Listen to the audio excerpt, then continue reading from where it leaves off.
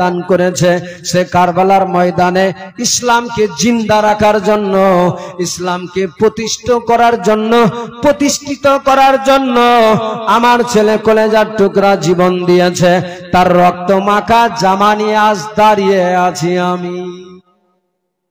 মা দেখে নাও ভাই হুসেন, তুমি আমার এই কথাটুকু রাখবে কিনা বলো। আমার হুসেন সেই সময় হুজুর নয়নে কেঁদে কেঁদে বলেছিলেন, দাদা গো, আপনি এমন কথা বলিয়েন না যে আমার চোখের সামনে যারে আমি নিজের জীবন থেকেও ভালোবাসি তাদেরকে আমি ইসলামের খাতিরে ওই কারবালার ময়দানে আমার চোখের সামনে তাদেরকে কেমনি করে আমি পাঠাবো। I love you Akka, I love you Akka, I love you Akka, I love you Akka। লাগলেন, ও আমার ভাইয়েরা, তোমরা কেউ কিছু বলো না, তাকে থাকতে দাও, কিচ্ছু করবে না। কয়েকটা দিন কাটার পরে পানি নিয়ে আসে সামনে সব সময় ইমাম হাসানের নিকটে। উজু যখনই করবে সবার আগে পানিটা নিয়ে গিয়ে ওই নিয়ে হাজির হয়। অতিভক্ত চোরের লক্ষণ এমন হয়ে গেল, আমার ইমাম হাসান যখনই পানি নিয়ে উজু করতে যাবে সবার আগে পানিটা নিয়ে গিয়ে সামনে হাজির করে দেয়। যা প্রয়োজন লাগে সবার সামনে আগে, সবার আগে নিয়ে গিয়ে ইমাম হাসানের কাছে দাঁড়ায়। আমার সেই সময় রাত্রি বেলায় তার মাননেওয়ালা আশিক প্রেমিক যারা ছিল ভাই, তারা বলতে লাগলেন, হুজুর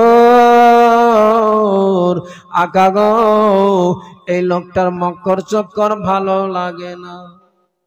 আমাদের মন বলে হয়তো আমাদের বড় ক্ষতি করে ফেলবে, বড় সর্বনাশ করে দিবে, তাই আমার মন বলে একে এখান থেকে বিতাড়িত করে দেন। আমার নবীর নওয়াজা বললেন, না না, যতক্ষণ পর্যন্ত চোখে দেখা যাবে না কারোর প্রতি কোনো ইলজাম লাগানো যাবে না, কাউকে কখনো কোনো মতেই অপরাধী মানা যাবে না। আমার নবীর নওয়াজার উপরে আর কে কথা বলবে, সব চুপ হয়ে গেল। কয়েকটা দিন কাটতে লাগলো। একদিন নামাজের সময় নামাজ পড়তে যাবেন বাবা, নামাজে দাঁড়াবে, নিজে ওই আল্লাহর বান্দা নামাজকে জামাতকে তরক করবে বলে টার্গেট নিয়ে আছে, আজকেই মারতে হবে যেই করে হোক না কেন ইমাম হাসানকে। নামাজে দাঁড়িয়েছে আমার নবীর নওয়াজা, সেই সময় পিছন থেকে সুযোগ পেয়ে এসে বললাম একটা বর্ষা নিয়ে আমার নবীর নওয়াজা ইমাম হাসান যখন যাবেন সিজদাতে রুকুতে গিয়েছে, সুযোগ পেয়ে তরবারি ওই বল্লমটাকে চালিয়েছে। সেই সময় আমার নবীর নওয়াজা ইমাম হাসান দাঁড়িয়ে গেলেন বাবা রুকু থেকে, আর যেমনি দাঁড়িয়েছে ওই বেঈমানের টার্গেটটা একটু মিস হয়ে গেল, পিঠে না লেগে সরাসরি ইমাম হাসানের পায়ের মধ্যে গিয়ে দ্রিম করে গেঁথে গেল।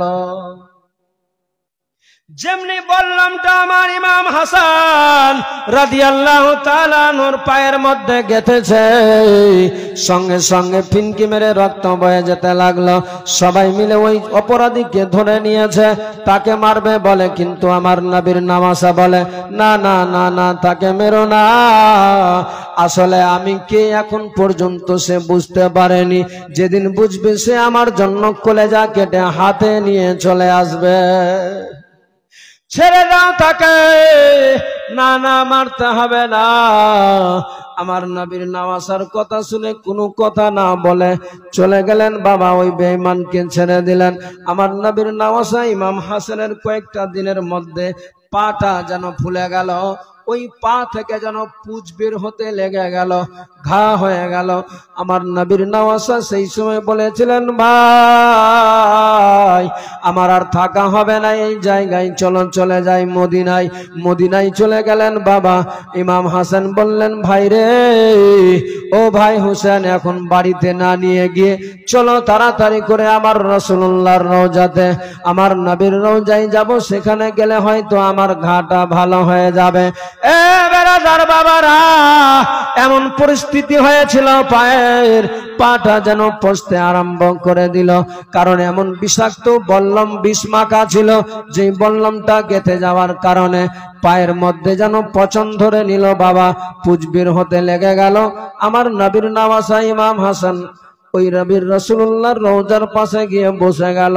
আমার নবীর নওয়াসা ইমাম হোসেন বলেন, ভাই দাদা গো, এই জায়গায় থাকাটা যুক্তিগত আমার মন বলে না। ওগো দাদা,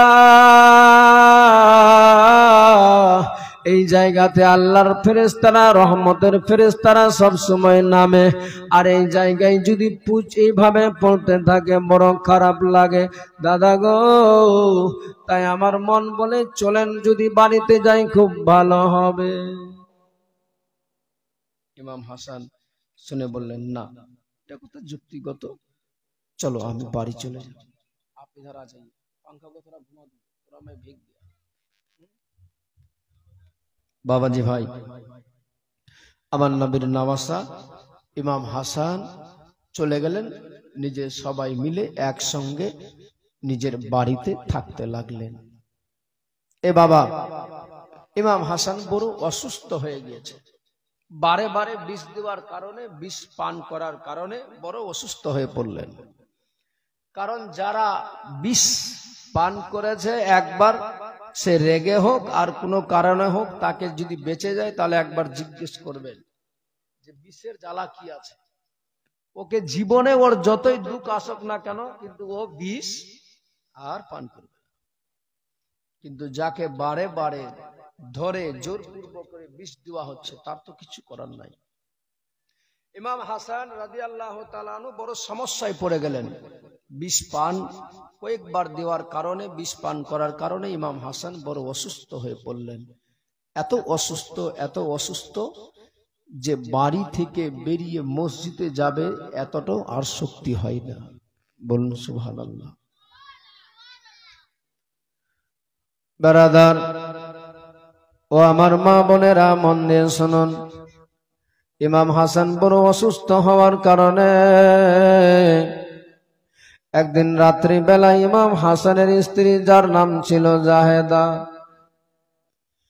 সেই সময় নবীর নওয়াসা জানের জান ইমাম হাসানকে রাত্রি বেলায় সুন্দরভাবে খাবার খাওয়িয়ে বিছানার মধ্যে শুইয়ে দিয়ে আদর যত্ন করে বেরিয়ে গেলেন মসজিদের বারান্দার সামনে।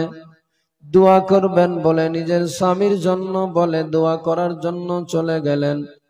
আর এইদিকে বেঈমানেরা আগে থেকে রাস্তা নিয়েছিল, যেই করে হোক না কেন ইমাম হাসানকে মারতে হবে, এবার এমন বিষ দিয়ে দাও যেন আর ইমাম হাসান কোনো মতোই রাসূলুল্লাহর রওজায় না যেতে পারে।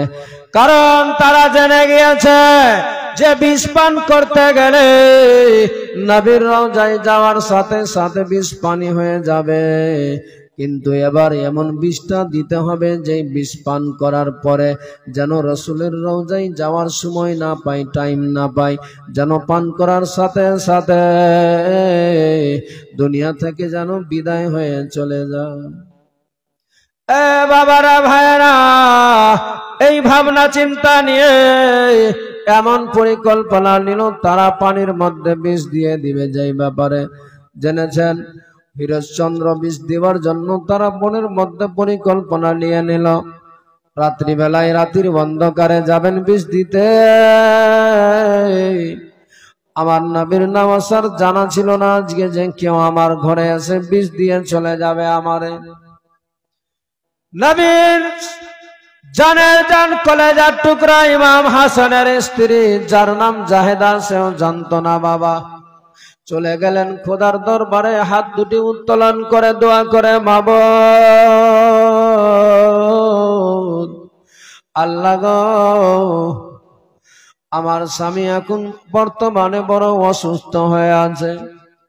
আগা মাওলা, তোমার দরবারে কিছুর কমি নাই। তুমি সুস্থকে অসুস্থ বানাতে পারো, অসুস্থকে সুস্থতা দান করতে পারো গো মাওলা। জিন্দাকে মুর্দা করতে পারো, মুর্দাকে জিন্দা করে দিতে পারো মাবুদ। দয়া করে মেহেরবানি করে একটু আমার স্বামীকে সুস্থ করে দেন না। আমার স্বামীর এমন অবস্থা দাঁড়িয়েছে, উঠে বসতেও পারে না, ভালোভাবে চলতে পারে না। আল্লাহ গো, একটু দয়া করে মেহেরবানি করে আমার স্বামী যেন সুস্থ হয়ে যায়। সারাটি রাত শুধু কান্না করে নিজের স্বামীর জন্য, নিজের স্বামী যেন সুস্থ হয়ে যায় এ ভাবনা নিয়ে ভাই সারাটি রাত কান্না করতে আছে, কাঁদতে কাঁদতে কাঁদতে কাঁদতে ফজরের টাইম হয়ে গেল, মুয়াজ্জিন আজান দিয়ে দিল। হঠাৎ করে সেই সময় মা জাহেদা ঘরের মধ্যে চলে আসলেন। বাবা পানি দিবেন, উজু করবে। ইমাম হাসান উজু করবেন বলে যার জন্য পানি নিয়ে আসবেন চট করে, ওই জাহেদা দৌড়ে চলে আসলেন ঘরের মধ্যে। কিন্তু বেরাদার, যখন ঘরের মধ্যে জায়দা এসেছিলেন তার একটু আগে, 2-1 মিনিট আগে আমার নবীর নওয়াসা ইমাম হাসানের চোখ খুলে গিয়েছিল। সেই সময় যেন মনে হলো কে যেন আমার ঘর থেকে বেরিয়ে চলে গেল। এটুকু অনুভব করে কে যেন আমার ঘর থেকে চলে গেল বেরিয়ে। ইমাম হাসান শুয়েছিল বাবা, মা জাহেদা দেখছেন আজান হয়ে গেল। ওই কলসি একটা ঘরের মধ্যে রাখা ছিল, যে কলসিটাতে কাপড় দিয়ে লেপটানো ছিল বাবা। ওই মা জাহেদা এসে দেখছেন অমনি যেভাবে ছিল সেইভাবে রাখা আছে, একটুকু কোনো নড়াচড়া হয়নি। আসলে নড়াবে কেমনি করে? ওই কাপড়ের উপরে হরিশ্চন্দ্র বিষের গুঁড়া ভালোভাবে ফেট করে ওই কাপড়ের উপরে ঘুষে দিয়েছে, পানির মধ্যে চলে গেল। কেউ বুঝতে পারলো না, মা জাহেদাও জানতে পারলো না। ওই বর্তনের মধ্যে ঘুটিতে ওই কলসি থেকে ওই বর্তন থেকে পানিটা ঢেনে নিল, ইমাম হাসানকে উজু করার জন্য দিয়ে দিলেন বাবা। এ মায়েরা, ইমাম হাসান বাইরে গিয়ে উজু করতে লাগলেন। উজু কমপ্লিট হয়ে গেল। দেখবেন বাবা, উজুর পানি যদি কমে বেঁচে যায়, সেই উজুর পানিটা লাস্টের দিকে বসে পান করা যাবে না, দাঁড়িয়ে পান করতে হবে। যেমন মক্কা মদিনায় হাজিরা হজে গেলে ওই আবে জমজমের পানি নিয়ে আসতে গেলে ওই পানিটা আপনি আমি সবাই দাঁড়িয়ে পান করি, বসে পান করা যাবে না। সেইভাবে তদরূপ উজু করা পানি বেঁচে গেলে ওটাও দাঁড়িয়ে পান করতে হবে। আমার নবীর নওয়াসা জানের জান ইমাম হাসান যখন পানিটা বেঁচে গেল, ওই পানিটাকে পান করবেন বলে দাঁড়িয়ে গেল। ওয়ালের মধ্যে দেওয়ালে হাত রেখে বাবা ওই পানিটাকে বিসমিল্লাহ বলে পান করে নিল। পান করতে নাই, ভিতরে যেমনি গিয়েছে ওই হরিশ্চন্দ্র বিষ মাখা ছিল। আমার নবীর নওয়াসা বুঝতে পেরেছিল না, লক্ষ্য করলো না। পানিটা যেমনি ভিতরে চলে গেল, যাওয়ার সাথে সাথে ইমাম হাসানের যেন সব জ্বলে যেতে লাগলো। 1 মিনিটও যায়নি, সাথে সাথে ইমাম হাসান আর যেন দাঁড়িয়েও থাকতে পারে না।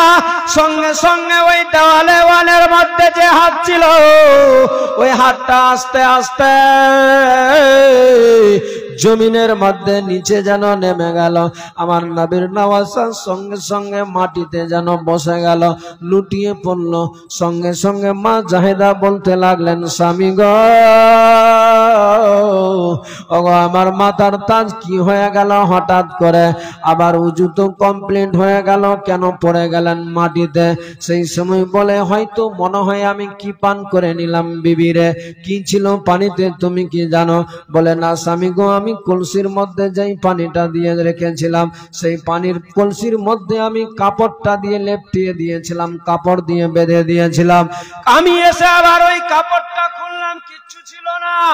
আমার সেই সময় নবীর নওয়াসা ইমাম হাসান বলে, বিবিরে তাহলে কি এমন ভিতরে চলে গেল রে, যার জন্য সব চলে যাচ্ছে আর সহ্য করতে পারি না যে?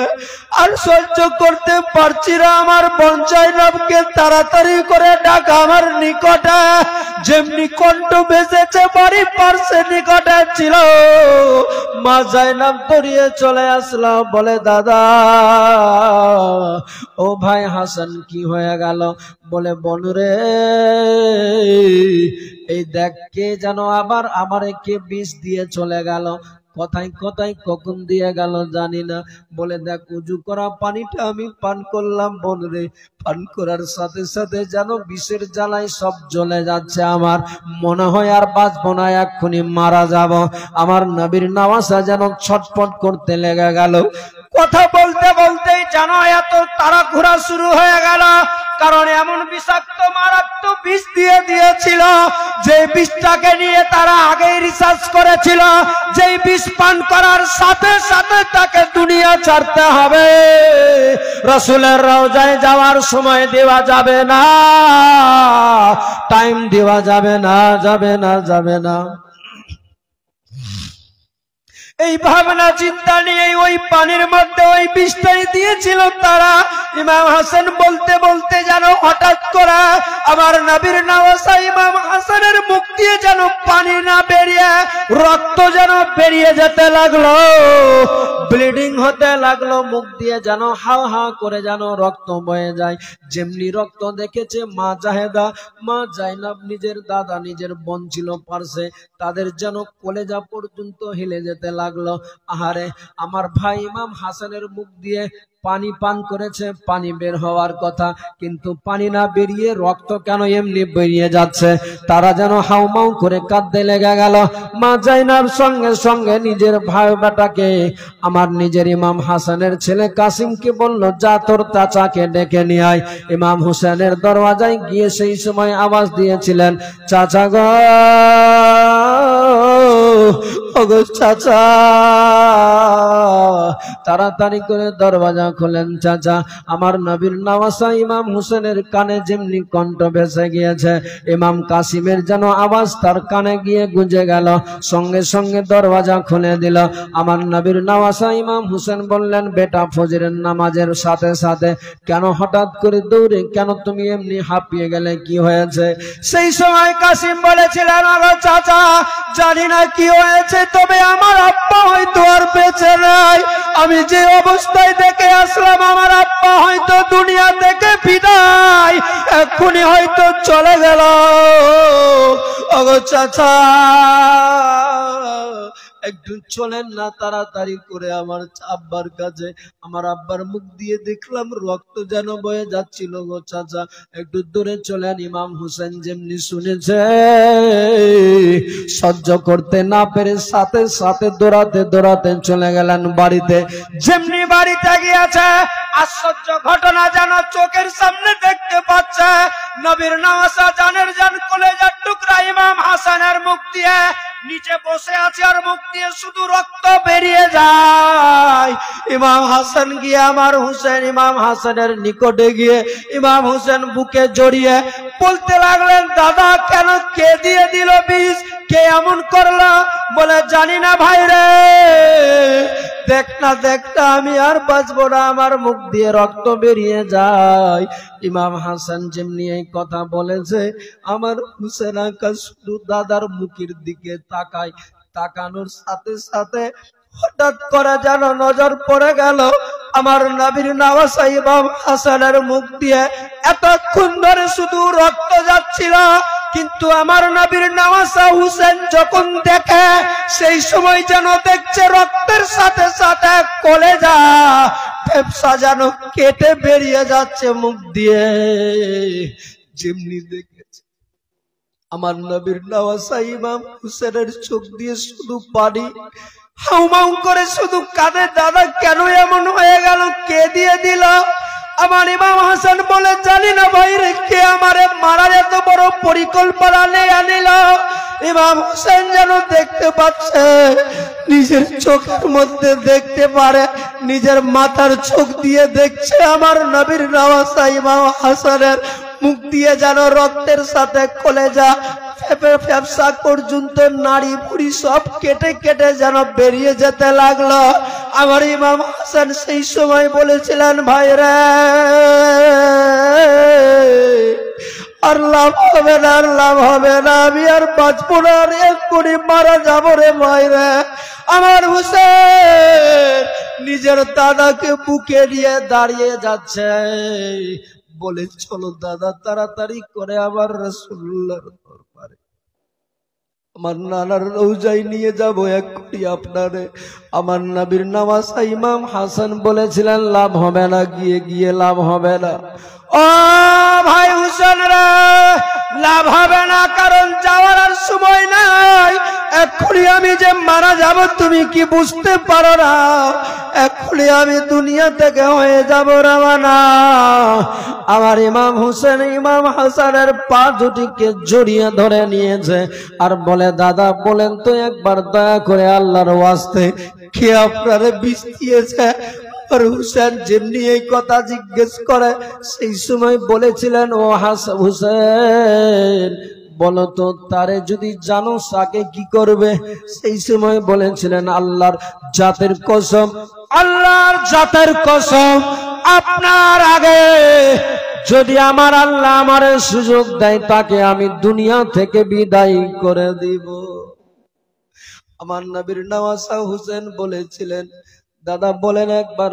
আমার নবীর নওয়াসা ইমাম হাসান বলেছিলেন, ভাইরে যদি সত্যি সে হয় তাহলে ভালো, আর যদি আমি যারে মনে করি সে না হয় তাহলে বড় অপরাধী হয়ে যাব। বিনা কারণে তার জীবন নিয়ে নিবে। আমারে যে বিষ দিয়েছে, আমারে যে সাজা দিয়ে আমারে যে এত কষ্ট দিল, আল্লাহ তাআলা তাকে উচিত সাজা দিবে। আল্লাহ তাকে ওই জায়গায় সঠিক সাজা দিয়ে দিবে, তাকে দুনিয়াও সে রেহাই পাবে না। ভাই তুমি কিছু করতে যেও না, ছেড়ে দাও, ছেড়ে দাও। আমার নবীর নওয়াসা জানের যেন হাসান যেন হাত পা গুলো ছেড়ে দিল, আর যেন বসে থাকতে পারে না। সেই সময় বলেছিলেন, দাদা কেন এমনি করছেন? বলে, দেখো দেখো দেখো দেখো, ওই যেন দেখা যায় রে ভাই, আমার নবী মুস্তাফা কামলিওয়ালা মদিনাওয়ালা নবী যেন আমার কাছে নিকটে আসতে লেগেছে। ভাই আমি এক্ষুনি হয়তো চলে যাব। ভাই হুসেন তোমারে বলে যায় একটা কথা, আমি শেষ মুহূর্তে আমার বড় মনে আশা ছিল রে ভাই রে, যে আমি যদি থাকতাম পৃথিবীতে বেঁচে কারবালার ময়দানে আমি তোমার আগে জীবন দিয়ে দিতাম। তবে ভাই হুসেন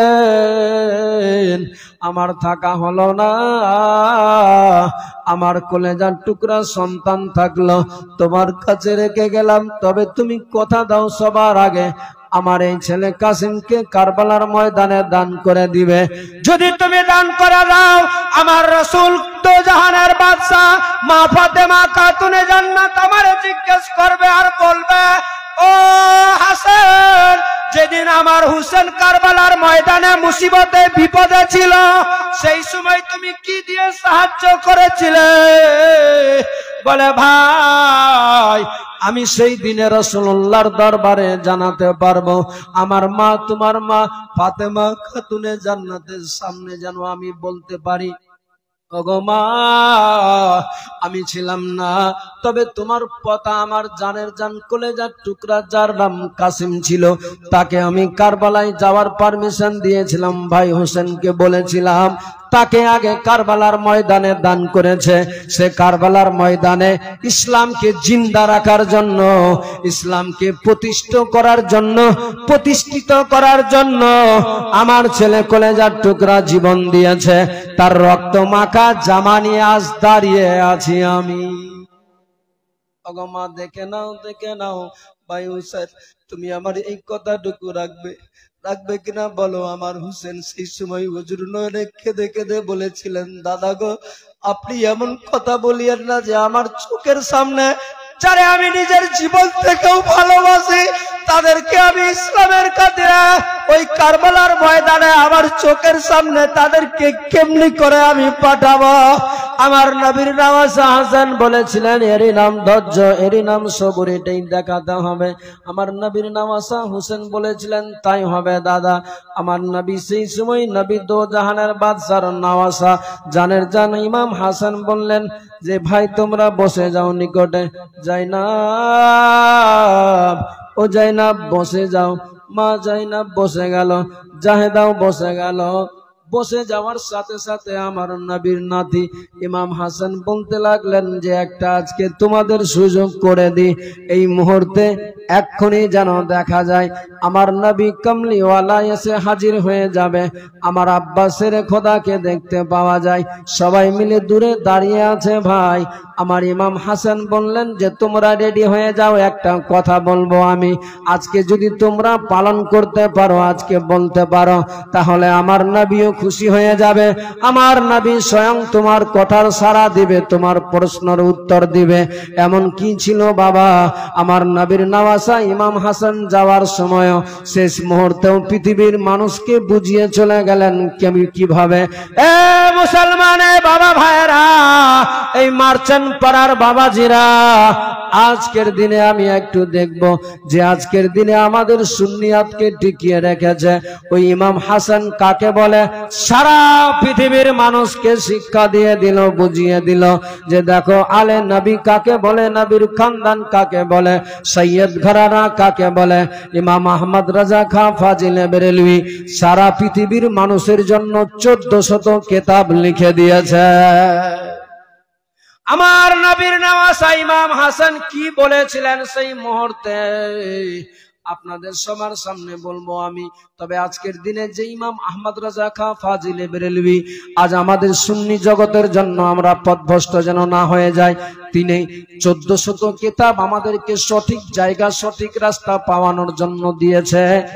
আজ তিনার ফাতিহার জন্য আমার নবীর নওয়াসা ইমাম হাসানের নামে 5টা আল্লাহর বান্দাকে দেখবো 500 টাকা করে শুধু টাকা আছে, শুধু 5টা 5 পাঞ্জাতনের নামে 500 টাকা করে ইমাম আহমদ রেজা খাঁ ফাজিলে বেরেলভি যিনি সুন্নিয়াতের তাজ, তিনার ফাতিহায় অংশগ্রহণ করবেন এই উদ্দেশ্য নিয়ে যদি পারেন 5টা আল্লাহর বান্দা 5 পাঞ্জাতনের নামে আমার মা বোনদের পক্ষ থেকে টোটাল 5 জন হলেই হয়ে যাবে, মাত্র 500 টাকা। একটা কেউ আল্লাহর বান্দা হবে, একজন কেউ মর্দে মুজাহিদ, বাপের বেটা, মায়ের যোগ্য সন্তান ইমাম হাসান ও হুসেনের নামে ইমাম আহমদ রেজা খাঁ ফাজিলে বেরেলভি যিনি আজ সুন্নিয়াতকে টিকিয়ে রেখেছেন, জিনার বা দৌলতে আজ আমরা চলছি, তিনার ফাতিহায় অংশগ্রহণ করার জন্য একটা মর্দে মুজাহিদ 500 টাকা দিতে পারবে? উনি তো দিবে, বাকিগুলোকে একজন আর কেউ আছে? সুবহানাল্লাহ, নাম ভুলে যাচ্ছে। মানু দাদা, নারে তাকবীর, নারে রিসালাত। মানু দাদা আমার 500 টাকা দান করেছে।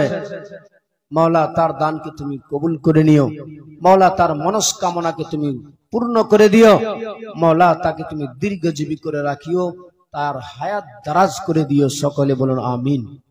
জোরে বলা যাবে না একটু? এই যে দাদা কি জানো, রাইফুল সাহেব, নারে তাকবীর। একটু আস্তে লাগান, নাহলে অসুবিধা আছে। নারে তাকবীর। আস্তে লাগালে আস্তে বলতে হবে, জোরে বলতে হবে। নারে তাকবীর। একটু জোরে লাগান। নারে তাকবীর, নারে রিসালাত, নারে হায়দারি। রাইফুল ভাই আমার 500 টাকা দান করেছে, মওলা তার দানকে তুমি কবুল করে নিও, তার মনস্কামনাকে তুমি কবুল করে নিও, মওলা তার সমস্ত ধরনের পেরেশানিকে তুমি দূরে সরিয়ে দিও। সকলে বলুন আমিন। জোরে বলেন। রাখেন তো বসাটাকে। 2টা হলো, আর 3টা আল্লাহর বান্দা, 3 জন এদিক থেকে হবে আমার মা বোনদের পক্ষ থেকে। বাস 5টা চেয়েছি, বেশি না। কিচ্ছু যাবে না গো, চোখ বন্ধ হলে সব চলে যাবে। এই মোহাব্বত ভালোবাসা এটাই আমাদের সঙ্গের সাথী হবে। এখনো বাকি আছে যদিও 3টা রাত, তবে আজকের দিনে ফাতিহার উদ্দেশ্যে শুধু চেয়েছি আমি 5টা আল্লাহর বান্দার কাছে চেয়েছি, 2 জন হয়ে গেল, আর 3টা তো হবে, একটু পারা যাবে, এখন হবে না কালকে দিবে, অসুবিধা নাই, তবে খালি একটু বলতে হবে, হবে হবে। আমার মা বোনদের কাছে হবে না? तेरे लक्ष्मी भंडार भी मिले है, बीड़ी भी बनावे है,